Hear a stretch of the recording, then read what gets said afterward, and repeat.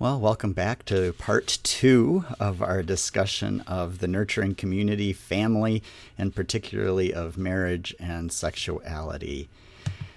So, again, this last week we met for 2 hours instead of one, so I'm splitting this particular discussion into two pieces so it's not quite so long for you to watch and to listen to. The next discussion, part two, under marriage, is polygamy. And this is always an interesting statement.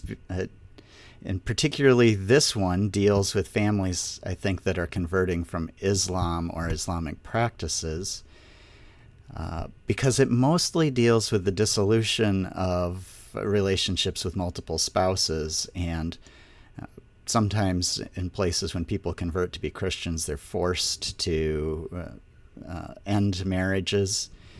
This is something we may not see in the United States, but in places where indigenous people are used to having multiple spouses, or in Islam where men are allowed to marry up to 3 women.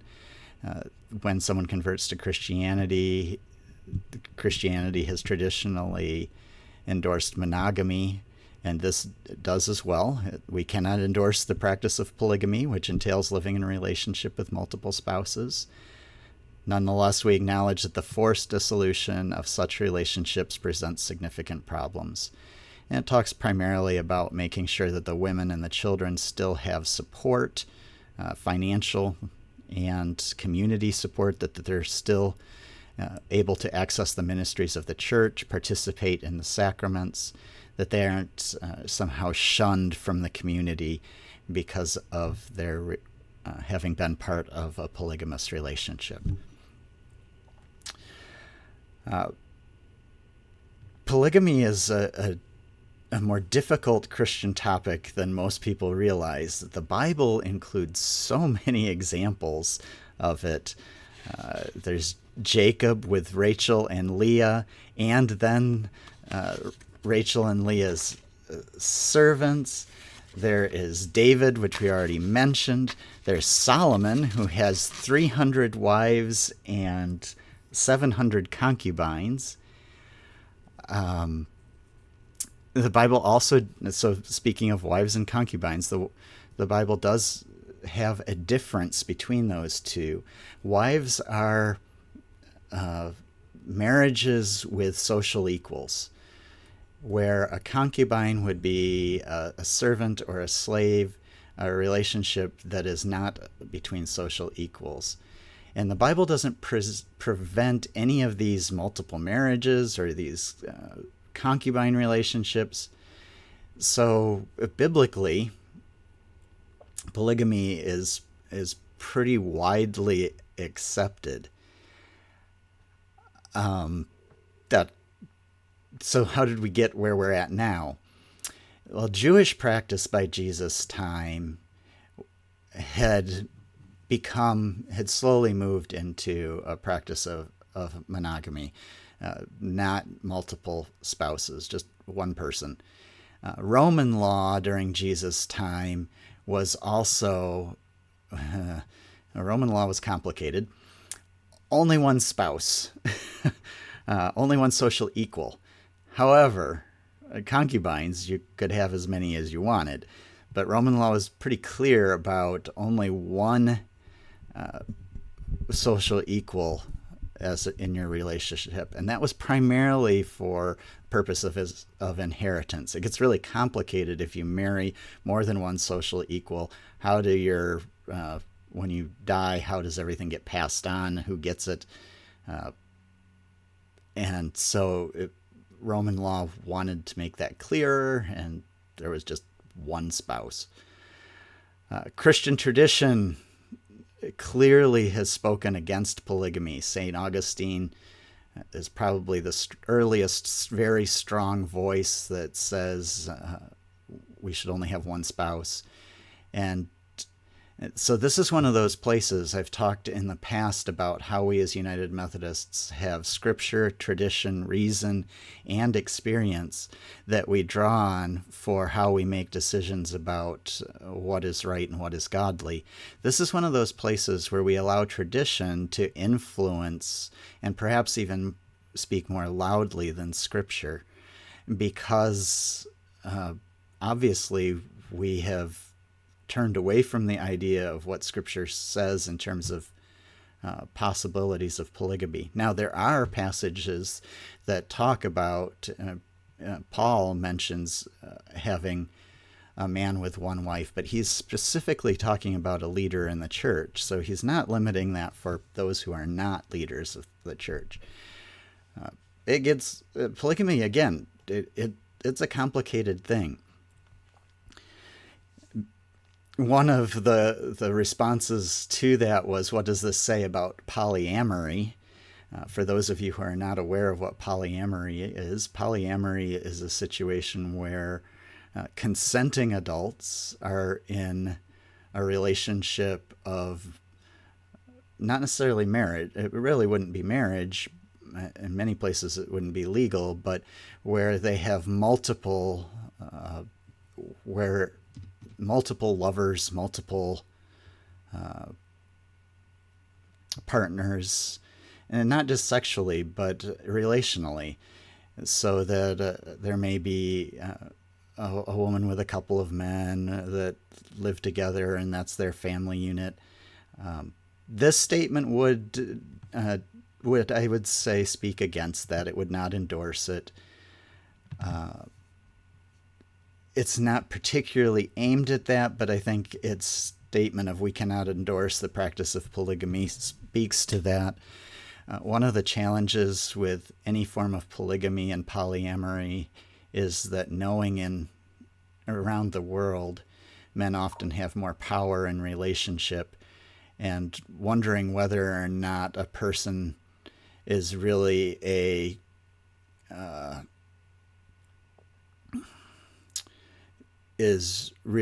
consensual in their participation in that polygamous or polyamorous relationship, or are they being manipulated into it? And that's I think that's part of the complications of that. Okay, well, that was a fun place to go, right? So then let's just dive right into the next one. The next one is divorce. The statement says, we recognize that divorce may become a regrettable but necessary alternative when marital relationships are strained beyond repair or become destructive, or when spouses become irrevocably estranged. It then encourages counseling, but if that is not able to mend situation, to divorce in a way that minimizes the detrimental impact to all families, the attempt to do no harm. Fidelity to the marriage covenant does not require spouses to remain in a physically or mentally abusive relationship. I think that's an important thing that we have learned. We do not support efforts to withhold the church's ministries from divorced people or to deny them opportunities for leadership in the church, whether clergy or lay. We urge pastors and congregations to provide ministries and programs that support divorced people in overcoming social and religious stigmas that they often face. Divorce does not preclude, in other words, divorce does not say you cannot remarry, but in fact, the statement says, yes, you can remarry. So divorce, the divorce statement, we then went, what's your experience of divorce? And we had a couple of people who were divorced in the group and talked about it being the right thing for them at the time. Sometimes painful, sometimes drawn out, sometimes not in that way that says minimizes detrimental impacts on all family members. One said it would have been easier if he died than if I had to go through the divorce. Painful stuff. We also, if we didn't personally experience a divorce, many of us have experienced divorces of family members, whether I have grandparents that have divorced. I have Hannah, our oldest, who has been through a divorce. And all of those have been difficult and painful processes. But also, I think, in the long term, all the right decisions. The biblical texts that come to mind around divorce are pretty much the first couple obvious ones. They are Jesus talking about divorce and saying that if a man divorces his wife, he causes her to commit adultery if she remarries. And Jesus has a pretty hard line on divorce. He doesn't look very positively on it, and that's a tough one for us. There is also in Deuteronomy 24, verses 1 through 4, the section of the law that deals with divorce, where it talks about a man giving a writ of divorce, which is a kind of paperwork, if his wife no longer pleases him, or if she does something he doesn't like, that he can dismiss her. Obviously, we're seeing some of the difference in cultural values of men and women in that. The man has the power in the relationship here in these ancient biblical texts, but there is a means of divorce in Scripture for the dissolution of marriages. So as much as Jesus is hard on it and does talk about it in those ways, Scripture also permits it. So how does this statement try to consider, I guess, one of the things we talked about then was children get caught in that. That's probably one of the more difficult pieces about divorce, is where other people get caught in it. And many times it's none of our business what's going on, and we have to support the individuals going through the divorce. Basically, a lot of let people work this out. This isn't an easy thing conversation.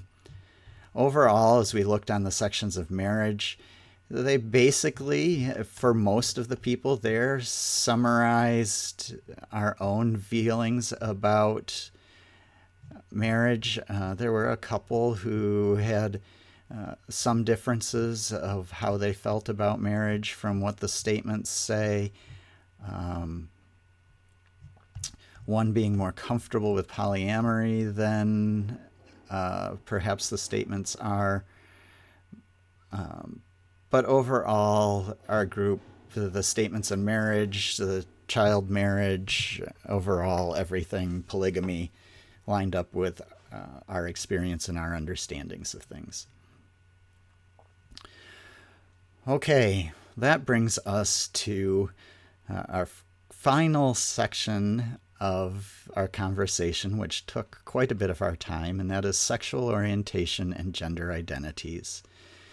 And part of the reason we went extra long is we have it's time for college students to head back, and people wanted to be able to talk about this section before heading back to college. So that's why we went extra long. So this section, the thing to understand is that sexual orientation and gender identities is under the section of Basic Rights and Freedoms. It's section I, page 39. And let me begin by reading it. Because all people are of sacred worth and certain basic human rights are due to everyone, we are committed to supporting the equal rights, liberties, and protections of all people, regardless of sexual orientation or gender identity. We see clear issues of equality and justice in protecting the rightful claims of those with shared material resources, pensions, guardian relationships, mutual powers of attorney, and other lawful claims typically attendant to contractual relationships that involve shared contributions, responsibilities, liabilities, and equal protection before the law. That is, I think, an attempt to cover all the different ways that people in same-sex relationships can, in a lot of places, they can't marry, but they can attempt to get some of the rights of marriage, so like the guardianship or contractual relationships or other things like that. Moreover, the statement continues, because in many countries, sexual and gender minorities are disproportionately impacted by social stigmas, discrimination, coercion, and violence. We call on churches, governments, businesses, and civic organizations to do all in their power to combat such unjust treatment and to promote equal rights and protections for all. So we talked about our experiences of sexual orientation and gender identities. Obviously, for most of us, we would call ourselves cisgender. That's one of those essentially fancy words that means we identify or we see ourselves as the gender that we were assigned as birth, the gender that we physically show. So most of us identify, if we were born a boy, identify as men. If we were born a girl, identify as women. Most of us were also attracted to the opposite sex. But there were some that were willing to say they found themselves at times attracted to people of the same gender, where they didn't act on it. And of course, we had one individual also whose sexual orientation, they identify as a lesbian and is attracted to people of the same gender. So that was the experience. Some of us have family members too that we have experienced in various that identify different ways and gender, sexual orientation. So we had conversation about all of that too. We may have different opinions on how the scriptures apply to the understanding, a modern understanding of sexual orientation and gender identity. However, we do need to honestly and look at the scriptures that are mentioned. And sorry, I forgot to get this out ahead of time. I'm grabbing my phone with some notes here. I guess I am remiss in my preparations. I apologize. Okay, so scriptures. The very first one that was mentioned is probably one of the most frequently quoted, and that is Leviticus 18:22, which talks about how it is an abomination or a defilement for a man to lie with another man as he would with a woman.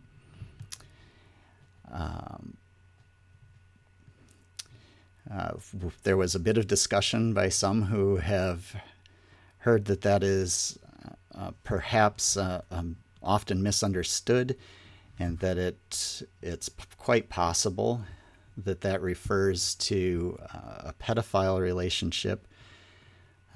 I know not all are going to interpret it that way, but that's how some do.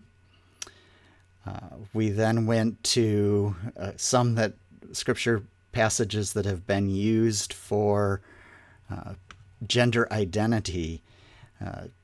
Genesis 1:27, that God made them male and female. So the argument, apparently, this is not one I had heard, that some people make, is that if God made us male and female, there isn't room for non-binary or trans people. I think that's an interesting interpretation. I'm not sure I would use that particular verse for that. There's many complications with that, but this is one that people have used. Along the same lines, Ezekiel chapter 28, verses 12 through 15, and Jeremiah 1:5 both talk about how God has made us in the womb that we are perfect children of God at those moments, and that somehow people have used those to say that if God made you perfectly, why are you changing? I think this sexual orientation and gender identity statement would remind people that some people have felt that alternate gender since they were very, very small children. I know people who have felt it since they were practically old enough to remember. So I think those are, again, that's really straining the scripture to press those. Some of these others have no problem. They're pretty clear, but I think those are pretty strained to place those there. Another of the very common scriptures that people mention is Romans 1:26-27. This is Paul talking about how we have, or how people have given themselves over to their desires, unnatural ones, and he is building his case for all of humanity being sinful, and lists these, doesn't quite explain what he's talking about, but he does talk about unnatural desires in them. And this is a very, very commonly used one about homosexuality, and one to take seriously and to think about. Let's see. So then we also talked about some passages on the positive side of gender identity and sexual orientation. These are scriptures we don't often talk about. Of course, the whole idea of loving your neighbor as yourself was lifted, but I wanted to get a little more specific. Galatians 3:28 talks about how there is no longer Jew nor Greek, slave nor free, male nor female. Knowing how important the distinctions were in Roman society between slaves and free people, because slaves were not essentially considered human, and free people is huge. And for Paul to say that there's no longer slave or free, and then the same thing, no longer male nor female, these are huge statements. So what does that mean? Well, I know that those who don't want us to apply that to human sexuality will say that that only applies in heaven. I'm going to give the benefit of both sides here. But either way, what Paul says in Galatians there really challenges our sense of how integral our male and female sensitivity is to ourselves. And we can take that another step with Paul. Paul in 1 Corinthians 7, if you read the entire chapter, Paul talks a lot about marriage and sexuality, abstinence, celibacy, but in it he also is very clear that he himself is, many people have used the word celibate over the years, that he's not in a relationship, but it appears, I think, stronger than that. It sounds to me like he doesn't struggle with the need for sexuality. And in today's language, we would call that asexual, someone who's not attracted to men or women. And so Paul we could pretty easily say Paul is asexual. He's sexuality for him, at least in terms of attraction to men and women, is something he doesn't struggle with. And this is why he's able to go. He at times lives in the households run by women. he doesn't have to worry. There's no controversy. He's the sexuality issue for him is not important. And that allows him to move freely without any attachments, and some of the things he talks about in that chapter. So Paul is an interesting individual in that. Another one that's interesting is Jacob and Esau. I think it's clearly a story about identity and family dynamics, about gender roles. If not about gender roles, it's certainly an argument about the difference between agriculture and hunting, hunting and gathering, which is in a stereotyped anthropological ways. The hunters were the men and the gatherers were the women. But in Genesis 25, 27 through 34, and then again in Genesis chapter 27, Jacob and Esau are these twin brothers. And Jacob is the one that's loved by mom. He's more the homebody. He's not the hunter. Esau's the hunter. He's kind of the tough guy. And Jacob's sort of the mama's boy. And it's clear in the story that God is favoring the one who is more effeminate. He's also sneaky and tricky. I'm not trying to associate those necessarily with feminine roles. I think I accidentally did that yesterday and got in a bit of trouble. But there's so much in here about family dynamics and gender roles and expectations. And the father really loves Esau because Esau is the manly man and he's the one that's after his father's heart. So this is a passage that's about those things, even when I was a little kid. So I read the Bible for the first time in 6th grade, the whole thing. When I was reading this passage, even then, that's how I saw this passage. It's a pretty clear passage about God being willing to favor those who take a little more time to think, who are maybe not the stereotyped macho guy. And so this can stand against some of that false masculinity that sometimes appears in our world of needing to be this, this hunter, tough man. Anyway, enough on that one.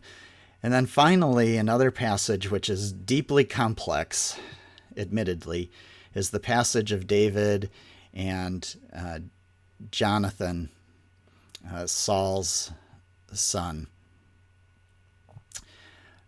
Jonathan and David in 1 Samuel 18 they're soulmates, okay? And they love each other. And that can be just a deep, deep, deep friendship between two men. And that's a great thing and a wonderful thing. In chapter 18, though, they take that a step further and they join their households. Jonathan is actually taking David on as an heir. He moves him into his household. He gives him the signs of his authority, and they make a contractual agreement.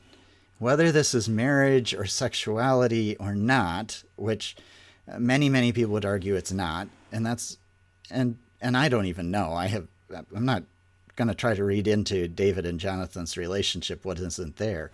But it clearly is something that's talked about in very similar language to a marriage because it's uniting two households.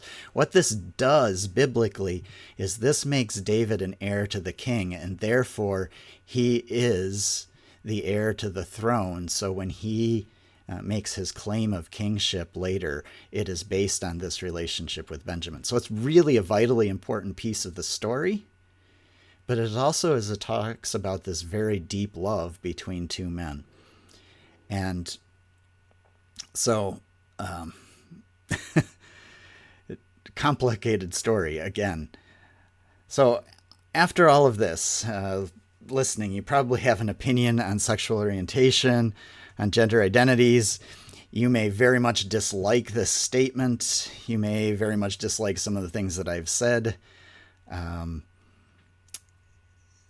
There's lots of scriptures here that speak, and what I would say is a reminder that part of what this is, where this is important for why we read it the way we do.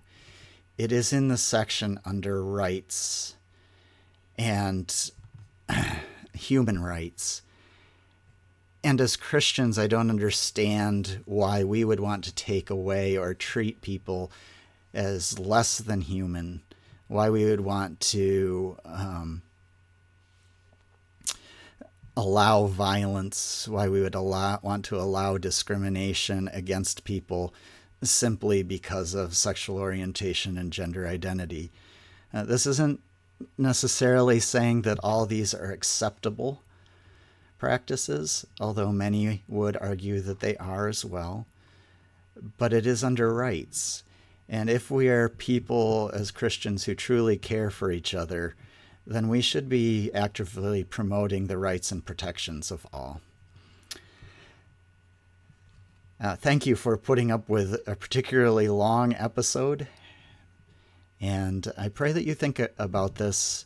And if, of course, you have any questions, comments, I would be more than willing to talk with you, to discuss further, to listen to your arguments, to be yelled at, whatever you are feeling at this point. But I pray that God would be with you and strengthen you. And peace.